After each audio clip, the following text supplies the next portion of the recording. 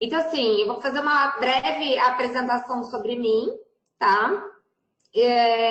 Eu tenho 19 anos já de carreira, né, na parte digital. E aí eu venho me especializando cada vez mais em growth e inbound, né, para poder acelerar vendas, né?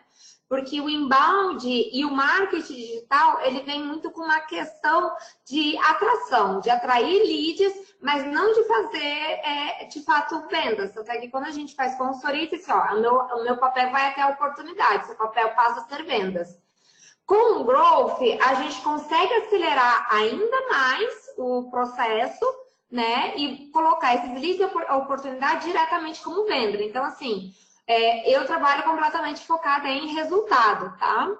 Mas ainda falando da minha carreira, hoje eu moro em Minas Gerais, sou gaúcha do Rio Grande do Sul, da mesma terra da Dinamize, mas já morei em Rio, São Paulo, e trabalhei com empresas de tecnologia lá, eu tinha uma empresa de tecnologia no Rio, né? E assim, adoro música, tatuagens e tudo que é desafiador, eu tô dentro. Então, se alguém curtir essas coisas, é só chamar depois, que a gente conversa. Eu queria trazer essa informação aqui porque muito se discute, né? Quando a gente começa principalmente quando começa um trabalho de inbound. Eu brinco que existem dois indicadores, tá? Na questão de redes sociais, canais digitais. Você quer trabalhar indicadores de vaidade ou você quer trabalhar indicadores de resultado, tá? Por que eu jogo isso? Porque as pessoas se preocupam muito mais com a questão de likes, curtidas e comentários, tanto no Facebook quanto no Instagram, tá? Não se preocupam em responder essas pessoas, que é o principal indicador para você poder gerar uma venda através da internet, tá? Então, assim, o que é importante? De fato, né, um dos principais canais digitais que nós temos no Brasil é o WhatsApp, né? Depois vem pelo Facebook, Instagram, o Messenger e aí por aí vai, tá? Então, assim, é muito importante na hora que você for montar a sua estratégia de inbound com growth, você olhar para o seu cenário, se olhar o cenário brasileiro, se olhar como é que está se comportando os canais digitais e como as pessoas também estão se comportando, tá? Depois, se vocês quiserem, eu posso compartilhar com vocês essa apresentação, tá bom? E vem aquele velho papo, né? A questão é que o consumidor, né? A maneira como eles se relacionam com as empresas. Talvez muitos já conheçam o próximo slide que eu vou mostrar, mas isso não é uma verdade. O consumidor não mudou. Continua todo mundo isolado e não batendo papo, né? Tipo, antigamente as pessoas ficavam lendo livro ou lendo jornal no ônibus. Hoje, não, no Brasil, né? Com certeza a primeira imagem não é brasileira, né? Porque para estar andando com o Mac no metrô não tem como. Mas está todo mundo lendo um livro, ou no iPhone, ou no iPad. Então, assim, é preciso entender que o consumidor não mudou. O que mudou foi o meio. E isso é uma coisa que as pessoas também não prestam atenção. Elas acham que uma ferramenta de automação como a da Dinamize vai resolver todos os problemas. Ela vai configurar lá e vai deixar tudo resolvendo, vai gerar oportunidade, vai gerar venda. Não, gente, não existe mágica, tá? Tudo a gente tem que trabalhar. A gente precisa montar um planejamento, a gente precisa configurar as ferramentas, a gente precisa monitorar o tempo inteiro. Mas ao longo da apresentação, eu vou mostrar para vocês o ciclo de um projeto, né, para a gente trabalhar essa questão do inbound junto com o growth. Aí eu peguei esse dado, é de 2017, né? Eu não consegui levantar 2018, mas preste atenção num cenário assim, sabe? As pessoas estão comprando pela internet, tá? E assim, tanto homens quanto mulheres. E a parte que mais realiza vendas é a região sudeste, depois seguido do sul, entendeu? Então, assim, se você tem o seu negócio nessas regiões, você pode trabalhar de várias maneiras vendendo pela internet. você pode trabalhar com marketplace, você pode trabalhar com a questão de... você tem que trabalhar com a sua... Desculpa. Tem que trabalhar com a questão de marketplace. Vocês já ouviram falar de marketplace? São e-commerces. Por exemplo, o Carrefour é um marketplace. Você coloca seus produtos lá e aí você vende. Porque o que acontece? Você não precisa ter o custo de fazer um e-commerce, que o custo dele é muito alto. O custo operacional dele também é alto, fora que você tem que ter uma ferramenta de automação também, né? Então, assim, por questão de emissão de nota fiscal, questões tributárias e um monte de coisa. Se você passa a usar um marketplace, por exemplo, e existe diversos no Brasil, você consegue atender o seu público vendendo pela internet. Outras maneiras também que você pode vender pela internet, pelo Google Meu Negócio, a loja do Facebook, pela loja do Instagram. Então, hoje em dia, está bem mais fácil se vender pela internet. E na faixa etária, se vocês olharem, mais de 50% está entre 25 e 44 anos. E aí eu te pergunto, você não vai vender pela internet? Você ainda vai continuar vendendo por ponto físico, né?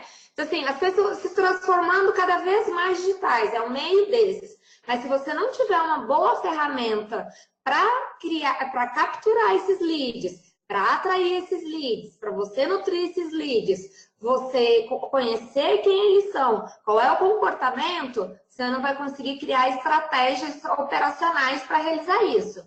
Aí você vira para mim, ok, Carol, eu tenho o Google Analytics que me traz os dados sobre quais são as páginas mais acessadas e tudo. E aí eu te devolvo a pergunta, você sabe quem é? Não, a gente só sabe quem está acessando, né? Então, por isso que usar uma Dinamize é fantástico, porque você sabe quem é o usuário, né? E como ele está usando a ferramenta. E aí eu trago aqui também qual é a origem, tipo, a primeira compra, como é que ela é gerada online, né? Se vocês perceberem, pelo Google AdWords, é igualzinho pelo Google, pelo SEO. Né? Por quê? O Google AdWords, ele traz muitos cliques que não é lead quente, tá? Pelo SEO, ele já é um lead quente, a pessoa sabe que está clicando. E aí, vejam, pelo Facebook. Então, usar estratégias de CTAs de venda, de comprar pelo Facebook, está sendo bom e vem em crescimento, entendeu? Você vê que está até mais, olha aqui, a segunda compra é maior do que no Google e maior que no Google AdWords. Na terceira compra, está a mesma coisa que o Google AdWords, entendeu? E aqui o Google. Então, assim, por que não vender através do Facebook, né? Nós passamos por um período no Brasil em que o e-mail ele ficou um pouco distante, né? Porque distante não, ele não funcionava tão bem, porque os servidores eles estavam cada vez mais, como é que eu vou explicar? Cada vez mais configurados para barrar spams. E hoje em dia a gente já voltou a conseguir ter resultados muito bons através de ferramentas de e-mail marketing. Então, por isso é importante você ter uma automação de e-mail marketing. Então, se o seu lead entrou lá, ele levantou a mão, fez sinal que ele entrou lá, quis um orçamento grátis sobre algum produto seu, mas ele não finalizou a venda. Você continua conversando com ele, tá? Você pode ir criando uma automação, mas pelo amor de Deus, não sejam chatos. Você não precisa mandar e-mail diariamente, entendeu? A pessoa, quando ela ainda está na fase de escolha, ela certamente vai desistir de você se você ficar mandando diariamente, tá? Aí você vai me perguntar, Carol, então qual é a melhor regra? Analisar os dados. Você vai ficar analisando a sua taxa de abertura e a sua taxa de clique dos e-mails. Então, você vai começando a fazer teste AB para ver o que está performando melhor. Porque aí, se você reparar, a segunda compra e a terceira compra, ela é maior do que Facebook e Google juntos. Entendeu? Quando vem de sites de referência, por exemplo, tem um site, tipo, como é que eu vou dar um exemplo? O G1 tem lá uma propaganda, a pessoa que é o remarketing, né? Vem através do remarketing, a primeira compra dá 80%. E o tráfego direto, ou seja, se ela já conhece sua loja, já conhece seu produto, ela vende, ela compra muito mais fácil. E óbvio, se ela conhece o produto, conhece o site, fatalmente ela vai poder. E aí o que acontece? Se você tem o seu e-commerce próprio, né, sua loja virtual, você pode trabalhar estratégias de carrinho vazio, você pode trabalhar, você já sabe do que ele gosta, né? Então, quando o cliente ele entra para dentro da sua base, você pode passar a segmentá-lo. Porque, assim, por exemplo, vamos falar de uma empresa de tecnologia, tá? Eu sou uma empresa de tecnologia, eu desenvolvo site, eu desenvolvo aplicativo mobile, eu desenvolvo intranets. Se essa pessoa pesquisa mais coisas sobre intranets, com certeza eu não vou mandar para ele sobre desenvolvimento mobile, enquanto ele não contratar o serviço de intranet. Depois que ele contratar o serviço de intranet, aí eu posso trabalhar um cross-selling com ele e começar a ofertar outros produtos para ele, para começar a entrar na mente dele, que ele pode ter outras integrações junto à intranet dele, entendeu? Então, é nesse pensamento e nesse raciocínio que a gente tem que ter. Mas vamos, de fato, falar agora tanto do growth quanto inbound, como eles podem realizar vendas. Já dei uns spoilers, né? Mas eu quero entrar agora um pouquinho mais a fundo. Então, assim, Growth Hacking, ele é novo, tá? O termo ele é novo, ele foi criado pelo Cian Williams.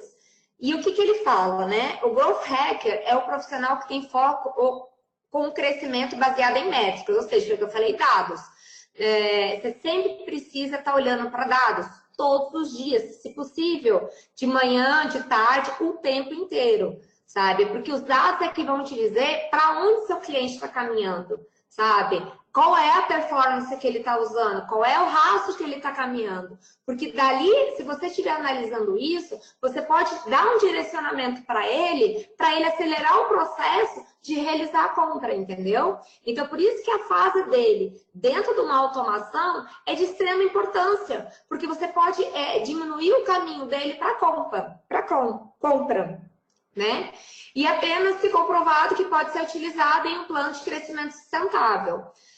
Não adianta eu ter 1 milhão de leads, eu ter, 1 milhão de atrações, eu ter 50 mil leads, ter 87 oportunidades e 4 vendas. Eu falei assim, opa, peraí, tem alguma coisa errada. Então, não está sustentável a minha estratégia. Estou gastando muito em patrocínio, porque eu estou atraindo clientes, mas eu não estou convertendo eles em oportunidades. Então, por isso que o Growth Hacker ele é interessante.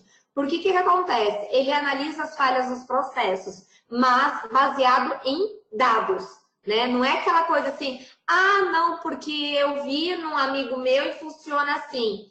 Cara, o projeto do seu amigo é outro projeto, é outro cliente. E esse é o grande pecado que o mercado tem hoje em dia. Você precisa se preocupar com o seu quintal, entendeu? Olhar para os seus dados e ver o que está funcionando e o que não está funcionando, né?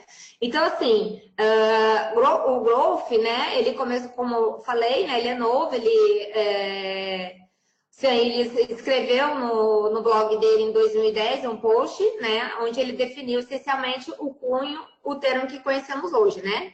Então, Growth Hack é uma estratégia que nasceu no Vale do Silício, né, para ajudar as startups. Por quê? Porque as startups não tinham grana como grandes players.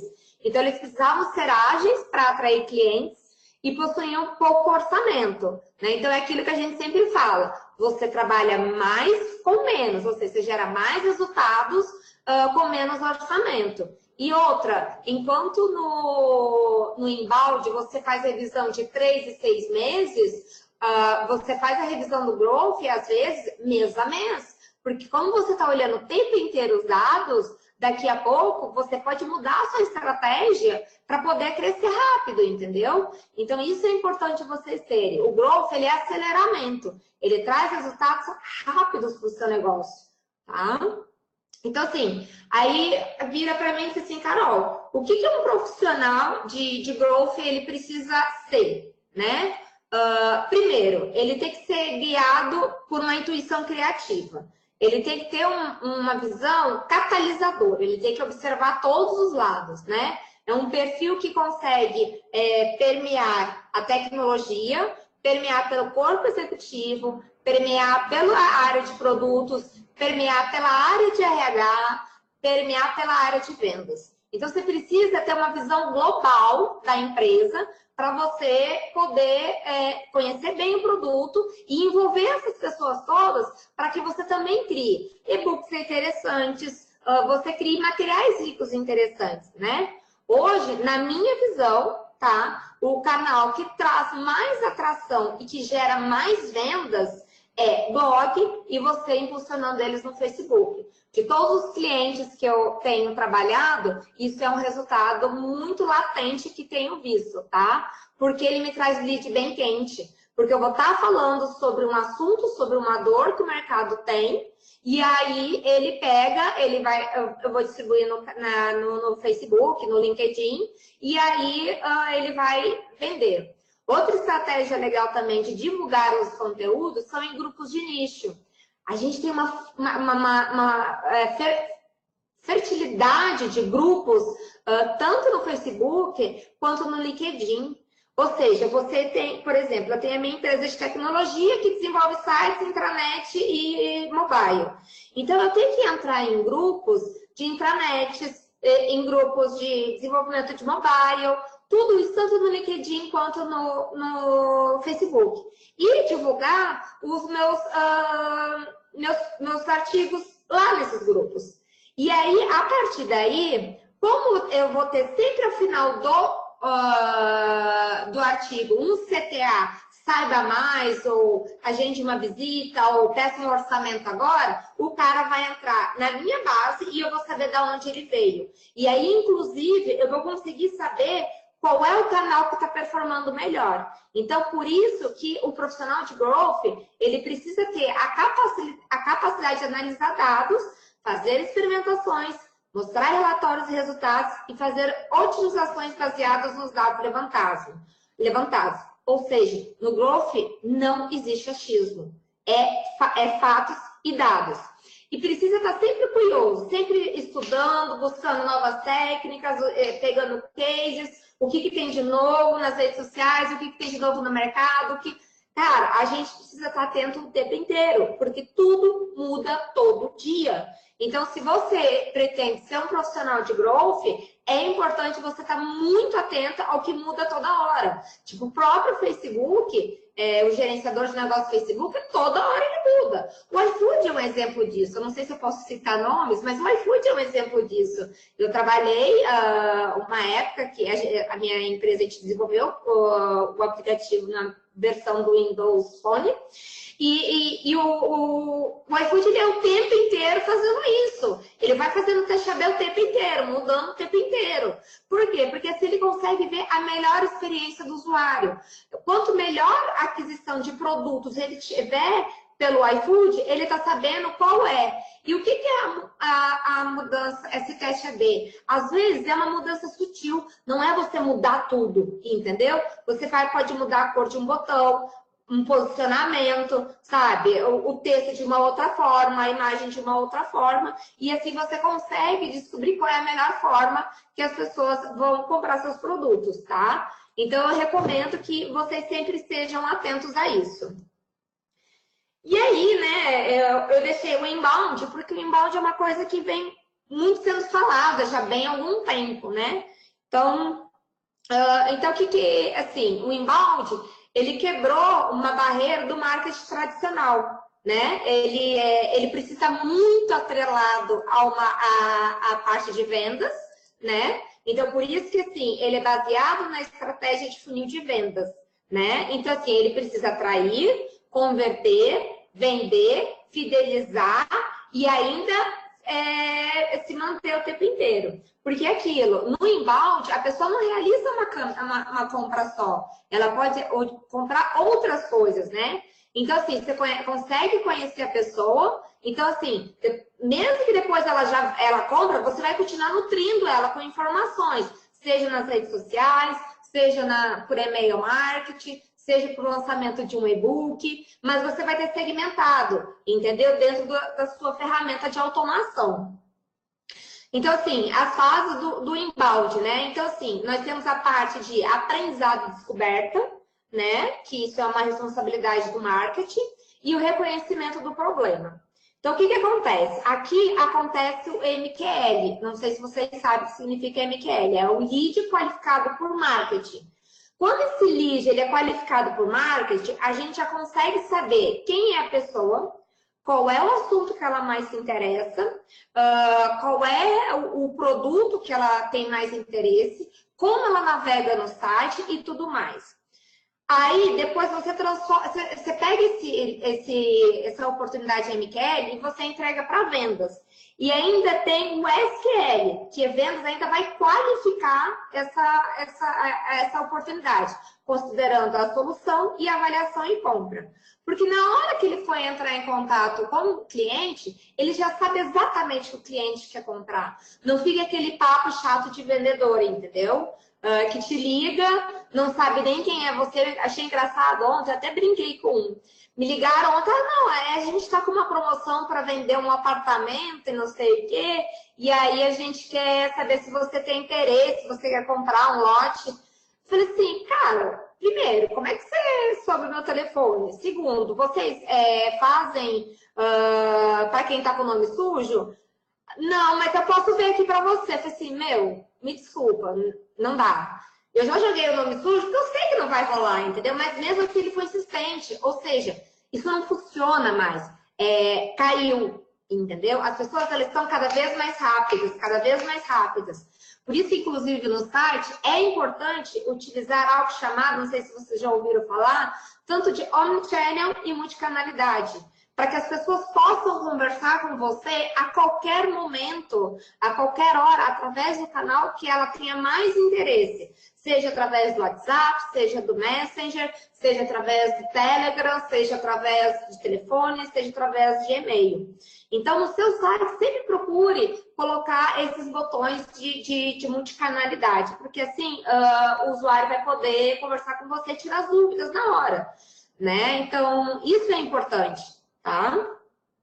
Aí nós temos o funil de conteúdo, né? Então, assim, nós começamos com a atração, que é conteúdo mais mídia, né? Que, ou seja, é conteúdo e patrocínio, né? Aí é blog, conteúdo rico, vídeo, e-book, infográfico, o que a sua mente puder criar. Pode ser um game, cara, marketing de conteúdo é a coisa que, sim, é a maior coisa que existe. Mas é importante deixar muito claro para vocês que marketing de conteúdo é completamente diferente de inbound marketing. Marketing de conteúdo, ele está dentro de atração do inbound.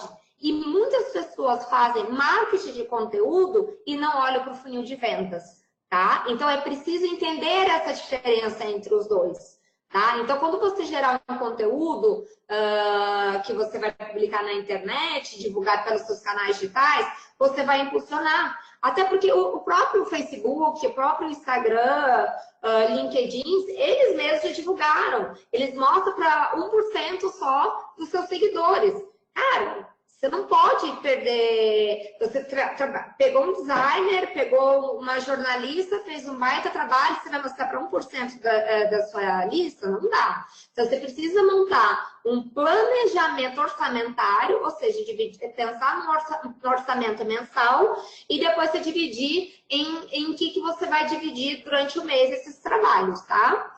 E aí você consegue mensurar, inclusive, o que performa e o que não performa melhor. Tá? Se performa melhor no Google AdWords, o Google AdWords foi que me trouxe mais resultado, o Facebook foi que me trouxe mais resultado, o Instagram foi que me trouxe mais resultado.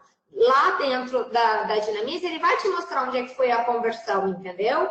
E, inclusive, qual foi o tipo de conteúdo. Daqui a pouco, ali, ele vai te mostrar, cara, o que te trouxe mais conversão foi e-mail marketing não foi você impulsionar no Google e nem impulsionar no Facebook e no Instagram. Eu tenho um exemplo que eu trabalhei numa faculdade, que o maior número de conversão foi através de e-mail marketing. A gente fez e-book, a gente fez vídeo, a gente fez um monte de coisa. Mas todos esses trouxeram foi indicadores de vaidade e reconhecimento de marca. Mas conversão mesmo foi no e-mail marketing. Aí, depois que a gente trabalha, né, vem ali conversão e relacionamento, a gente fica continuando nessa questão da conversão, né? Porque você atraiu, converteu ele para dentro da sua ferramenta. Agora você precisa se relacionar com ele, para ele poder crescer dentro do esforço seu, dentro da ferramenta. E aí você começa a nutrir ele com e-mail marketing, com e-book, com conteúdo, né? Então, assim, você vai estar sempre trabalhando conteúdo. E aí, até chegar ao ponto, né, que até aqui relacionamento, você está trabalhando MQL, que é Lead Qualificado por Marketing. A partir de vendas, vem o Lead Qualificado por Vendas, que é o SQL. E aí, eles precisam ter todas as informações que nós coletamos de atração até relacionamento, para que eles sejam mais certeiros com os clientes deles, tá? E aí, depois de se realizar a venda, a gente precisa reter e analisar o tempo inteiro. Carol, como é que a gente faz a retenção? Continuando no trilo, oferecendo outros produtos da empresa, e aí você começa a fazer um cross-selling, entendeu? E aí, analisar o tempo inteiro. A análise, eu recomendo que seja diária, tá? Para que você possa observar o que está performando e o que não está performando bem. Então, embalde growth, né? Então, assim, quando a gente junta embalde e growth para gerar vendas, a gente trabalha 5 etapas. Nós temos a etapa de aquisição, ou seja, reúne práticas para atrair e conquistar o cliente. Nós possuímos a ativação, quando o foco é entregar uma experiência única e boa pela primeira vez ao cliente, ou seja, a experiência é tudo. Se a pessoa entrar no seu Facebook, clicar no post seu, que está linkando para o seu blog, e a pessoa não conseguir entrar no seu blog porque você decidiu mudar a URL, cara, a pessoa não volta, assim, uma experiência negativa. Então, tenha sempre muito cuidado com a experiência, né? E a outra coisa, assim, também na nutrição, que eu indico coloque as pessoas para conversar, sabe? Pegue seus clientes, pegue depoimentos, mostre a experiência deles. Por exemplo, se você é uma cervejaria artesanal, mostre as pessoas experimentando essa cerveja. Vamos sair do mundo que é só mostrar o produto e vamos mostrar às pessoas, entendeu? Porque não tem ninguém melhor para falar do seu produto do que essas pessoas. Já passou aquela fase que a minha empresa é a maior, que a minha empresa é que vende mais... Não. Isso não interessa para o cliente. Não me interessa. Me interessa é bom o produto? Vai ser me entregue? Se tiver um problema, eu vou ser ouvida? Né? Por isso que também, outra coisa que eu sempre falo, é preciso responder todas as perguntas, recomendações, avaliações dentro dos canais digitais, seja o Google, Facebook, Instagram, LinkedIn, tá? Responda sempre todo mundo, porque como é que funciona um processo? Vou dar um exemplo de cerveja artesanal. A pessoa compra uma cerveja artesanal que ela nunca experimentou, ela olha a cerveja e assim, ok, gostei, vou entrar no site dela. Ela entra no site, vê os outros produtos, aí ela vai para a rede social, para ela ver como é que ela funciona dentro da rede social. Se ela interage com usuários, se ela traz informações sobre o produto, se ela responde. Se ela vê que, por exemplo, você não responde, você não se comunica com as pessoas, ela vai olhar aquilo ali e dizer assim, se eu tiver algum problema, eles não vão me responder. Principalmente pensando em produtos de linha branca, tá? Então, assim, cara, você tem um problema com uma empresa que vende geladeira e a taxa de resposta são 17 dias, eu não vou nem comprar pela internet, sabe? Porque eu sei que o cara não vai me responder. Então, assim, é muito importante se preocupar com a experiência do cliente. O cliente, ele é o centro de tudo. E aí você consegue fazer o resto. Então, outra etapa de embalde junto com o growth é a retenção. É onde o cliente está satisfeito e continua a utilizar o seu produto ou serviço, porque realmente a experiência que ele vive é satisfatória. Viu o que eu falei? Se ele ativar o produto, comprar o produto, mas ele tiver uma experiência boa, com certeza ele vai ser um propagador do seu produto e ele vai viver uma experiência única e vai querer comprar cada vez mais, tá? A quarta etapa é receita. Aqui os clientes geram faturamento desde o início. Não existe versão grátis porque ele foi muito bem impactado nas fases de aquisição e ativação. Então, assim, se ele teve uma boa experiência, se ele recebeu uma boa informação sobre a empresa e sobre o produto, para que ele vai querer experimentar grátis? Ninguém mais tem paciência de preencher formulário e experimentar grátis por 7 dias. Ou me atende ou não me atende. Então, por isso que às vezes é mais importante você ter um botão de multicanalidade no seu site do que experimente grátis. Porque aí ele já tem as dúvidas dele e ele vai conseguir tirar as dúvidas deles muito rápido com você. Entendeu? Então, é isso que é importante vocês pensarem. O cara, ele vai entrar no seu site, ele vai querer adquirir o produto, mas ele vai ter dúvidas. Isso vai integrar com a minha ferramenta X, isso vai integrar com a minha ferramenta Y, eu vou conseguir gerar conteúdo Z. Então, assim, o atendimento online, ele é a coisa mais importante. Então, por isso que o growth, ele acelera, entendeu? O inbound, ele fica naquela coisa, assim, de atrair, converter, você nutre muito tempo. E o growth não, você já impactou ele, ele já quer ativar o produto, mas ele quer viver uma experiência satisfatória, quer tirar algumas dúvidas para poder comprar logo. E aí, por fim, vem as indicações. Quando seus próprios clientes, por estarem satisfeitos, começam a chamar novos clientes para fazer parte do uso do seu serviço ou produto. Isso é o que chamamos de reação em cadeia. Além de reação em cadeia, eu gosto de brincar assim, coloque seus clientes para trabalhar para você. Um cliente satisfeito vale mais do que qualquer orçamento que você coloque em alguma plataforma para impulsionar. Porque quando o cliente está satisfeito, você responde às avaliações dele, você responde às perguntas dele, você dá todo o carinho para ele, você pode ter certeza, cara, que ele vai te levar longe, ele vai te levar para muita gente. Então, assim, todo mundo compartilha um monte de coisa, sabe? Eu tenho rede social, todo mundo aqui tem rede social. E os produtos que eu gosto, eu compartilho. Não sei se vocês também, né? Mas se a gente gosta de um produto, a gente compartilha, né? Seja um show, seja uma cerveja, seja um curso, seja uma faculdade, seja o que for. Tudo pode ser feito de maneira rápida. Então, como gerenciar seu projeto de inbound growth, né? Que aí foi o que eu falei. A metodologia de trabalho que eu faço, né? Então, assim, quando a gente vai começar um projeto de inbound com growth, a gente levanta as necessidades, tá? Da empresa e da área cliente. Aí vem aquela questão de entender quem é o usuário final e tal. Não é o usuário desejado, é o usuário que realmente é o que a gente precisa atingir. Porque, às vezes, a empresa, ela não tem noção do que ela precisa, entendeu? Às vezes, a empresa, ela acha que o cliente ideal dela é mas na hora que a gente vai para o planejamento, a gente vê que não é aquilo. Então, por isso, a importância da criação de personas, a importância de criação de interesses, a importância de identificar regiões, a importância de identificar segmentações.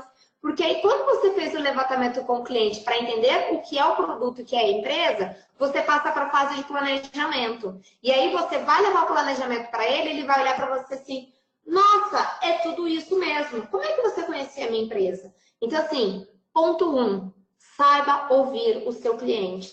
Isso é um ponto primordial. Já cansei de ver planejamentos onde as pessoas assim, não, mas eu já estou acostumada com o seu setor de mercado e é isso aqui. Não, cada empresa é de um jeito, cada cliente é de um jeito, cada produto é de um jeito. Então, você precisa aprender a ouvir, né? É aquela velha brincadeira, nós temos 2 ouvidos para ouvir e uma boca para falar. Então, ouça muito seu cliente, tá? E aí, o planejamento sendo sendo aprovado, você implementa e aí depois você fica, né, essa fase aqui você encerra e aí você fica monitorando, porque com a implementação você já montou o seu cronograma, né, de publicações, né? O ideal é que você monte pelo menos um cronograma de 6 meses, sabe? Você pega, por exemplo, a Serasa Consumidor, vocês podem pesquisar depois, eles todos os anos eles disponibilizam as datas comemorativas. Por exemplo, se você é do varejo, você vai falar de Black Friday no dia do Black Friday? Não. Você vai, por exemplo, uma ferramenta de automação comercial. Você vai falar lá em outubro, setembro, outubro, você vai chegar e vai falar assim: o seu estoque está preparado para vender na Black Friday? Porque, cara, estoque, inventário, produto, tudo isso importa no dia da Black Friday. Qual é a precificação? O que você vai poder ter de desconto? Qual vai ser a sua margem de lucro, entendeu? Então, quando você monta o cronograma, você tem que pensar ele macro, tá? Você vai criar as suas postagens semanais, né? Então, por isso que às vezes te montar um cronograma de 6 meses é bacana, porque você tem um tempo para que a equipe de design possa desenvolver o design, a equipe de criação de texto possa fazer um texto mais incrementado, né? E a gente pode ter a parte de vídeos, tem de infográfico e tudo mais. E aí, o que você vai fazer? Você vai fazer o seu cronograma de postagens, você vai definir quanto tempo você vai fazer, qual é a periodicidade. Cada empresa funciona de um jeito, tem empresa que prefere postar todo dia, tem empresa que prefere postar um dia só e botar para performar a semana inteira, né? Então, você vai montar o seu cronograma geral de datas sazonais, você vai montar o seu cronograma de posts em redes sociais, você vai montar o cronograma das suas postagens em blog e você vai montar o cronograma do seu materiais ricos, tá?